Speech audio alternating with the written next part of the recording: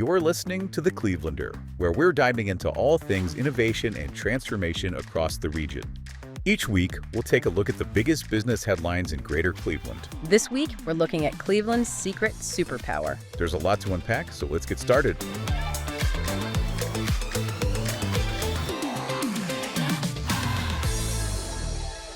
Empty office buildings.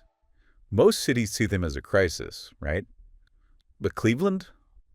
We've turned them into our secret weapon, becoming America's leader in transforming dead space into vibrant places to live. Yeah, and that's such a bright spot for our city. And if you remember, we even had that Washington Post story back in 2023 about how Cleveland is America's best example of how to turn around a dying downtown.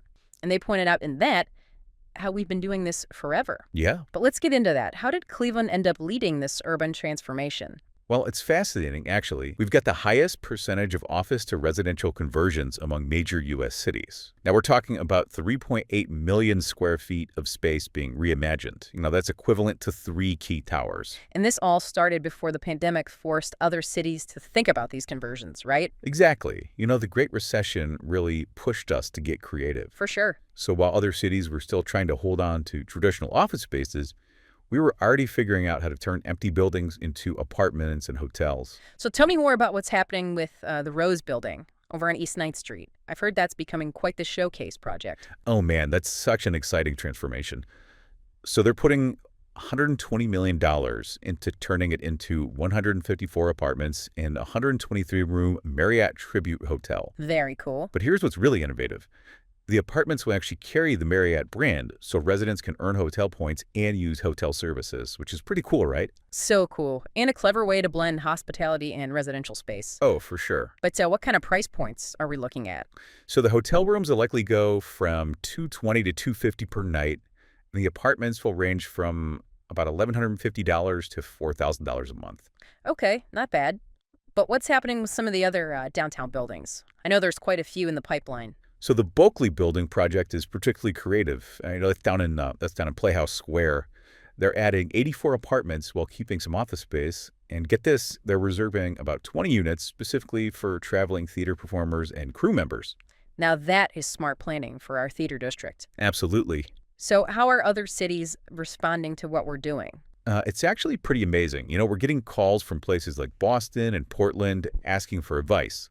We even had a state representative from Oregon come through here recently to study our approach. And he even said that Cleveland looks, and I quote, a lot better than when he grew up in Akron. So we've really become a model for other cities. That's right. But what makes our approach so special? Why are people looking to Cleveland? Well, it's this perfect combination of factors.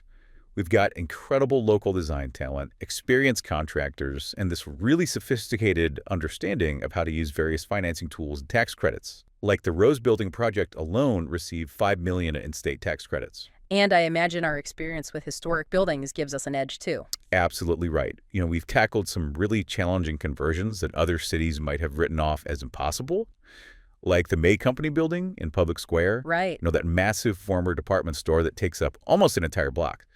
We've turned that into over 300 apartments with this amazing central atrium. If you haven't seen it, go check it out. How is this all affecting downtown's population? I know that's still steadily climbing. So the numbers are pretty impressive. We're up to about 21,000 residents in the city center now. Oh, wow. And while office occupancy is around 59% of pre-pandemic levels, we're seeing this really interesting shift in how people use downtown spaces. Jumping back real quick, you know what fascinates me about the Rose Building project? What's that? It's the historical parallel between Benjamin Rose, the namesake of the Rose Building, and Bhavin Patel, the current developer at the Rose Building for what they're calling Project Scarlet. Both are immigrant entrepreneurs making their mark on Cleveland. Yeah, that's such a powerful point. It really shows how Cleveland keeps reinventing itself while honoring its history. And speaking of reinvention, we're seeing some really innovative approaches to mixed-use spaces. The Bell Building conversion over on East 9th created 367 apartments in what was once a 1980s boring office tower. Yeah, that's a cool one. But looking ahead, what do you think all this means for Cleveland's future? I think we're just seeing the beginning. These successful conversions are creating this snowball effect. Each project builds confidence for the next one, attracts more investment, and helps other cities see what's possible. So Cleveland's becoming this living laboratory for urban innovation. That's quite a shift from becoming the punchline of jokes to becoming a national leader in urban development. And that's really the heart of the Cleveland story, isn't it?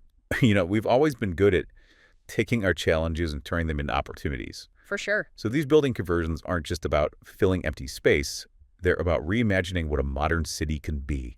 Now, that is a great note to end on. Right. Well, in that case, I think that about does it for us, folks. Thanks again for joining us for another episode of The Clevelander, and we will see you all next time. Take care, everyone. The Clevelander is an unscripted podcast brought to you by the Greater Cleveland Partnership and created with the help of the latest in AI tools. To learn more, visit greatercle.com.